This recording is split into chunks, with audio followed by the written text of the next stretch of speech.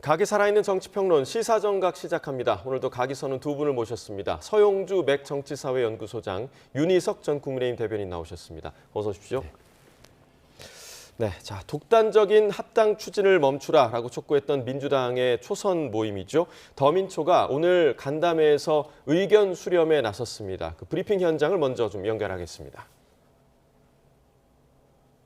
조수관 시일 안에 당대표와 간담회를 가지든지 또 다른 방법을 통해서 이 문제를 해결하기 위해서 저희들이 노력한다는 그런 이야기를 했습니다. 네.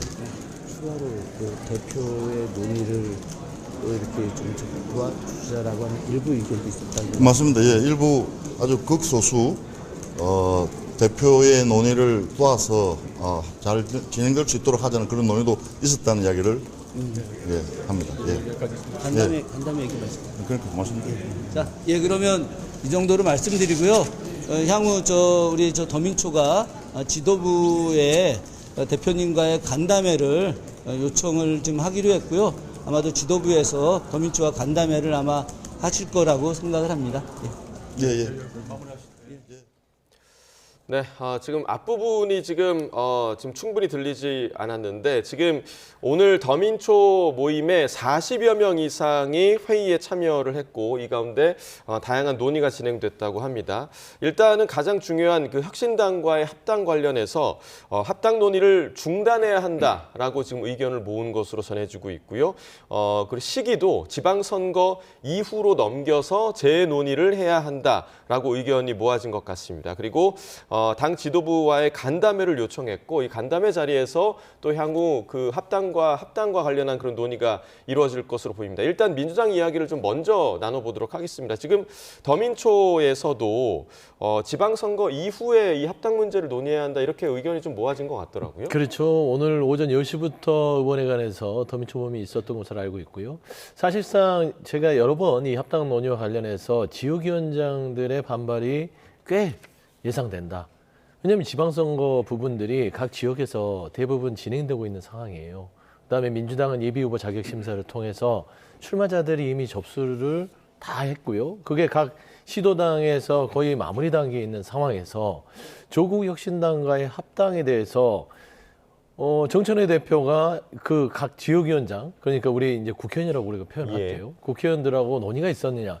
이런 부분에서는 굉장히 좀 불쾌감 플러스 아직은 뭔가 시기가 아닌 것 같다. 라는 의견들이 높다는 거죠. 결국 더민초에서 오늘 의견을 모은 것은 이번 합당은 지방선거 전에는 안 된다. 지방선거 이후에 하자가 최종 결론 같고 당대표에게 지금 면담을 요구한 상황이기 때문에 이 더민초에 대한 입장 자체에 대해서 지금 정천회 대표에게 의견을 전달하는 어떤 그런 일정은 남은 것 같은데 오늘 정천회 대표가 최고위원회에서 얘기를 하신 게 합당의 부분에 있어서는 전당원 투표로 가겠다고 지금 선언한 상황이란 말입니다. 그럼 이게 참 좀 또 이게 여전히 합당에 대한 여진이 쉽사리 잠재워지지 않을 것 같다라는 좀 그런 우려가 든다라고 말씀드립니다. 그렇습니다. 자, 주말에는 그 한준호 의원이 합당 중단을 요구하는 기자회견을 열기도 했었고요. 또 말씀해 주신 대로 오늘 아침 최고위에서는 정청래 대표를 향한 최고위원들의 강한 발언들이 쏟아져 나오기도 했는데 그 목소리도 함께 들어보겠습니다. 저는 당대표로서 합당에 대한 공론화의 문을 열었으니 이제 당원들께서 당의 운명을 결정해 주십시오. 당대표도 국회의원도 그 누구도 당원들의 결정에 승복해야 합니다. 그렇게 합시다.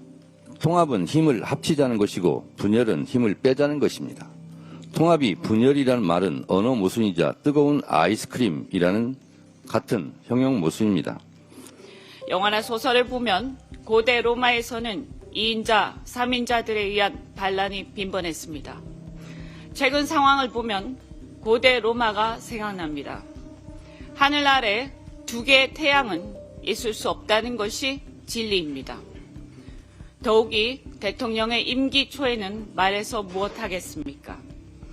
한마디로 이 사안의 정치적 본질은 대통령에 대한 지지율이 매우 높고 대통령의 권한이 강력한 임기 초반에 2인자, 3인자들이 판을 바꾸고 프레임을 바꾸어 당권과 대권을 향한 욕망, 본인들이 간판이 되려는 욕망이 표출된 결과임을 부인하기 어렵습니다. 즉 조기 합당은 민주당의 주류 교체 시도이자 이재명의 민주당을 정청래 조국의 민주당으로 전환하려는 시도라고 보입니다.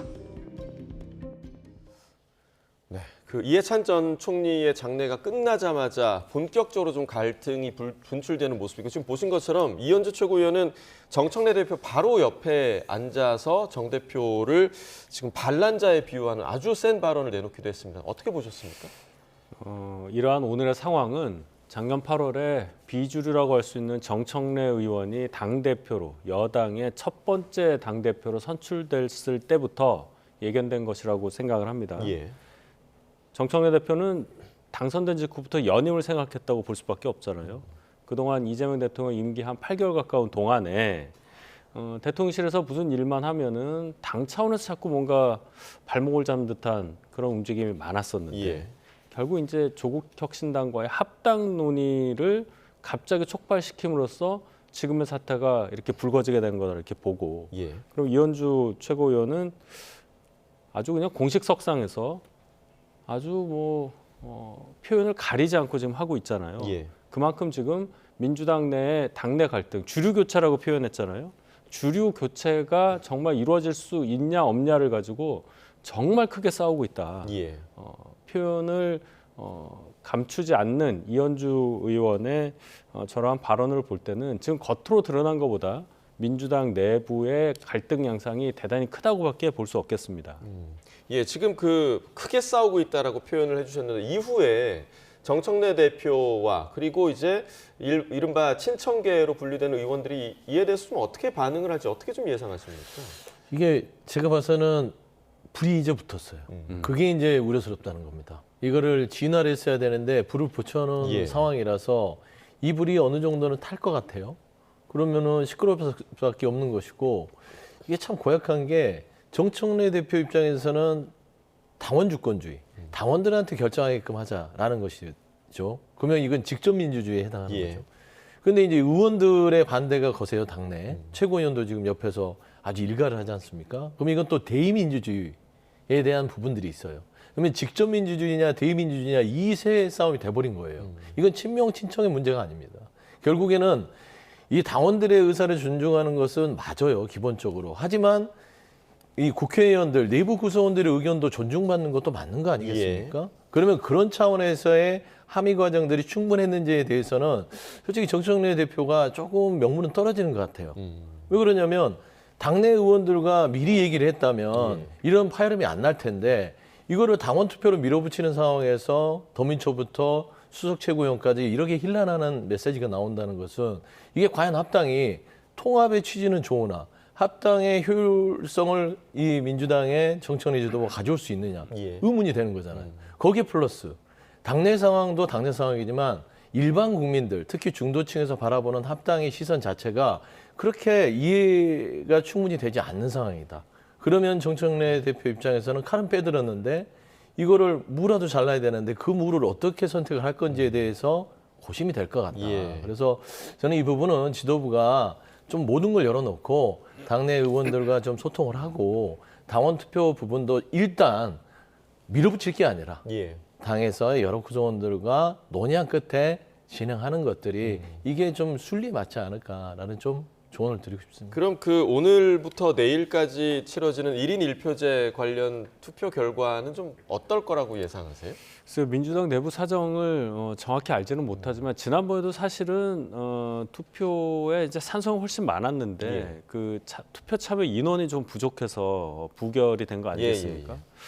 그런데 지금 이렇게 정청 대표가 당내에서 저렇게 공격을 받고 있는 상황이어서 그때 생각해 봤을 때 이번에 하면은 찬성으로 그냥 넘어갈 거라고 봤는데 어떻게 될지 제가 잘 모르겠습니다. 일단 중요한 건 정청래 대표가 본인의 정치 인생을 걸고 승부수를 띄운 거지 않겠습니까? 예. 근데 생각보다 좀 무모했다는 평가가 좀 있고 당내에서도 이게 뭔가 하면서 지나면서 이해찬 전 국무총리에 대한 그 애도 기간 일주일을 지나면서 뭔가 전선을 확실하게 만든 것 같아요. 그래서 정청래 대표에 반대하는 분들이 확실하게 의견을 모았고 뭔가 진영을 구축을 해서 양쪽에서 정청래 대표를 압박하는 모양새가 있다. 예. 1인 1표제의 통과 여부에 대해서 좀 불투명하게 됐다. 저는 이렇게 봅니다. 그 어제 한준호 의원 기자회견은 좀 어떻게 보셨습니까? 단독으로 이제 기자회견을 열어서 네. 합당 추진의 반대 의견을 공개적으로 밝혔는데 워낙에 한준호 의원이 친명계 핵심 의원으로 분류되다 보니 이게 대통령 뜻이 아니냐 이런 분석도 좀 있거든요. 그러니까 이게 참 한준호 의원이 친명계 핵심이라고 또 분류하는 것도 저는 좀 무리수다. 사실상 이제 이재명 대통령과 많은 것들을 뭐 같이 일은 했으나 저는 개인 한준호 의원의 의견이지 않을까 싶습니다. 예. 그리고 이게 대통령을 끄집어들여서 이 합당의 부분들이 대통령의 입장이다 아니다 자체를 당내에서 그 어떤 의원들도 얘기한다는 것은 온당치 않은 것 같아요. 예. 다만 이 절차 부분에 있어서 저는 그 정청래 대표가 승부수를 던진 거는 맞는 것 같고요.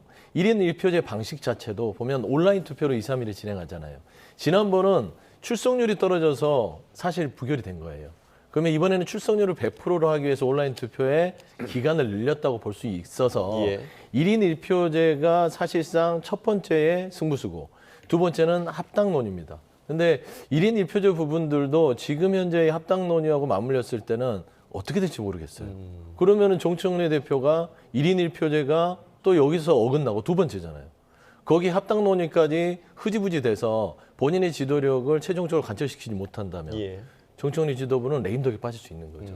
그래서 저는 한준호 의원이라든지 그 누구죠 이현주 최고라든지 합당에 반대하는 의원들이 정청래 대표를 끄집어내려고 한 그런 건 아니고 예. 사실상 이 합당 논의가 충분히 본인들을 좀 존중해가면서 가지 않은 부분에 대해서 지금 보이콧을 하는 것 같아요. 그래서 저는 정청래 대표가 지금이라도 잠깐 내려놓고 합당 논의를 다시 당신들하고 합시다라고 출구 전략을 짜야만 본인 스스로도 나머지 임기에 대한 부분들이 좀 순탄하게 갈 수 있을 것 같은데 1인 1표제하고 합당 이걸 두 개 다 만약에 빠그러졌을 때는 예.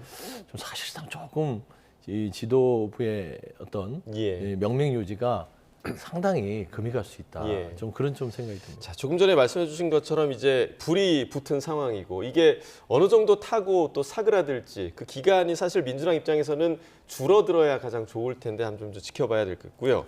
자, 그리고 요즘 이재명 대통령이 SNS 활동이 상당히 좀 활발합니다. 밤낮을 가리지 않고 SNS에 글을 쏟아내고 있는데 과거 정부와는 달리 집값 안정에 반드시 성공하겠다 이런 의지가 느껴집니다. 자, 정치권 반응은 어떨지 관련 영상 보시고 이야기 이어가겠습니다.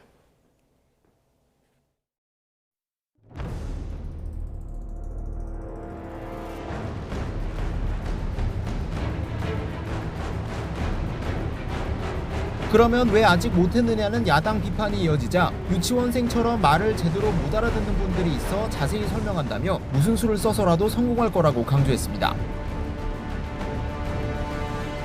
올해 5월 9일이 끝이다. 이건 이미 명백하게 예정된 거 아닙니까? 새로 시행령을 고치지 않는 한 그냥 끝나는 거죠.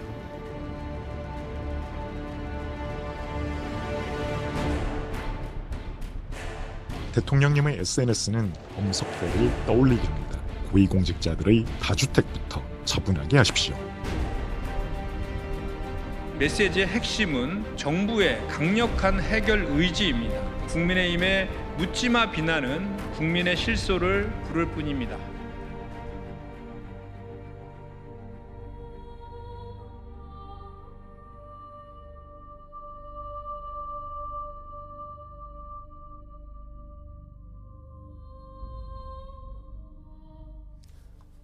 자, 보신 것처럼 오늘 아침에 제가 확인해 보니까 오늘 오전 8시 25분에도 또 SNS 글이 하나가 또 올라왔습니다. 계속해서 지금 주고받는 그런 느낌인데 자, 일단은 윤 전 대변인께서는 이 대통령의 SNS 활동 전체적으로 좀 어떻게 바라보고 계십니까? 우선 대통령이 이제 국정 전반에 대해서 자신감을 갖고 부동산 정책이라는 가장 또 중요하다고 할 수 있는 부분에 대해서 의지를 밝히는 것은 나쁘지 않다고 봅니다만은 그 내용과 그 표현에 있어서 과연 이것이 대통령의 언어냐라는 지적을 피할 수가 없다고 생각합니다.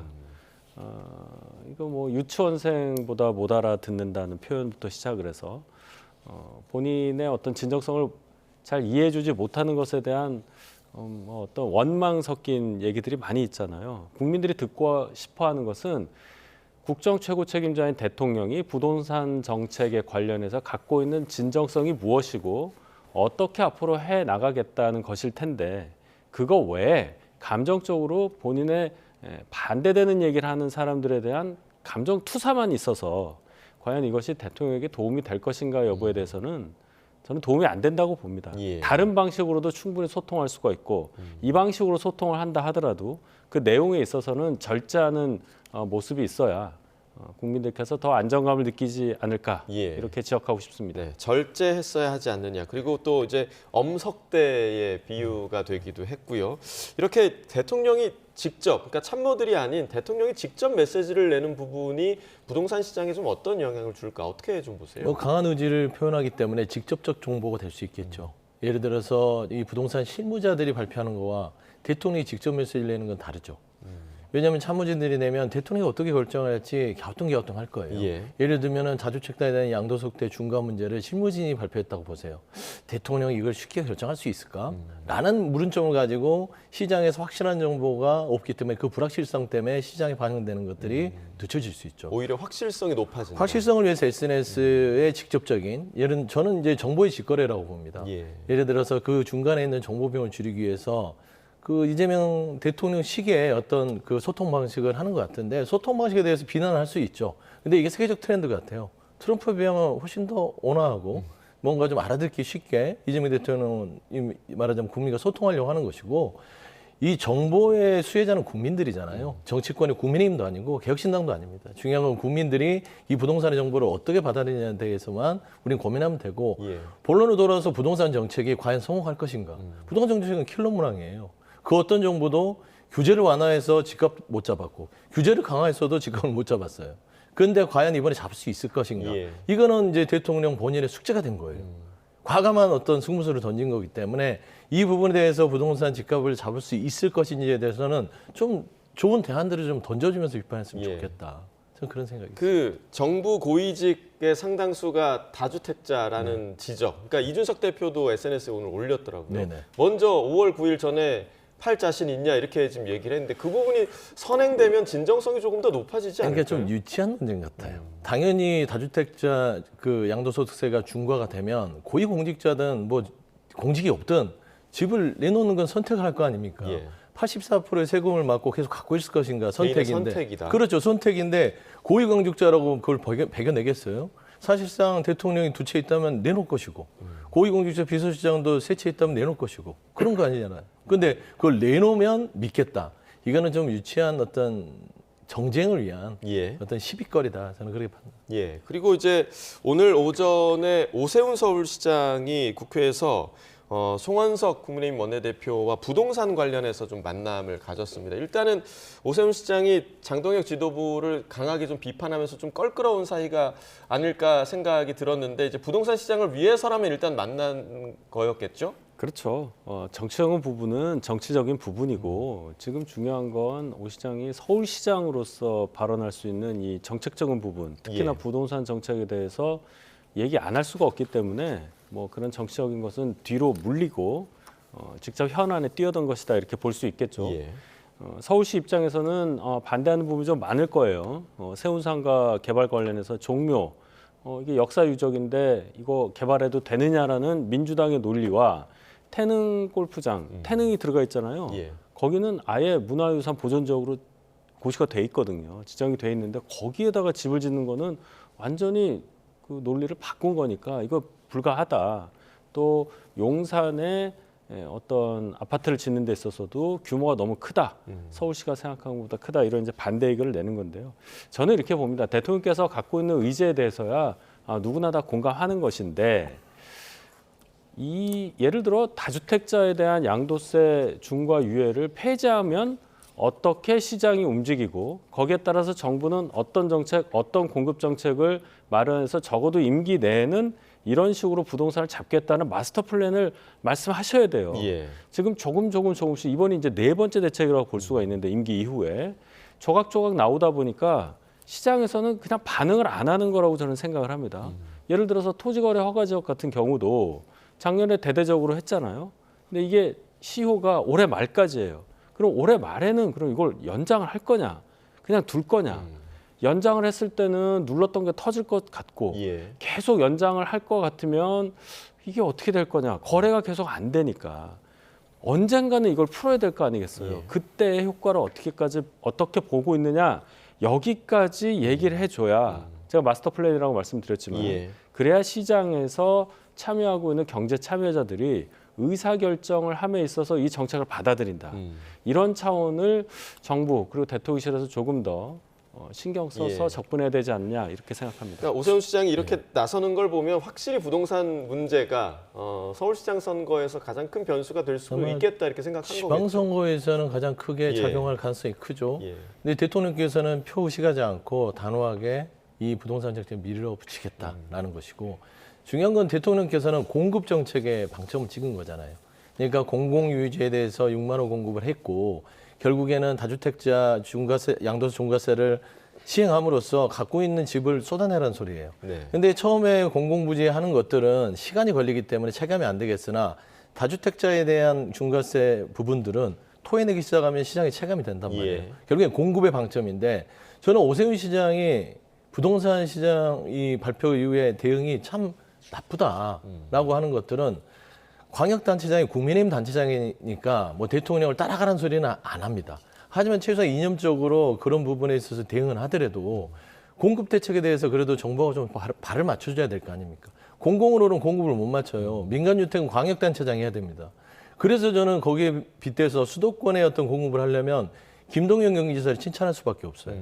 부동산 대책 1, 2구가 나오자마자 경기도에서는 80만 호 공급 대책을 발표합니다. 예. 공공 17만 호, 민간이 67만 호입니다.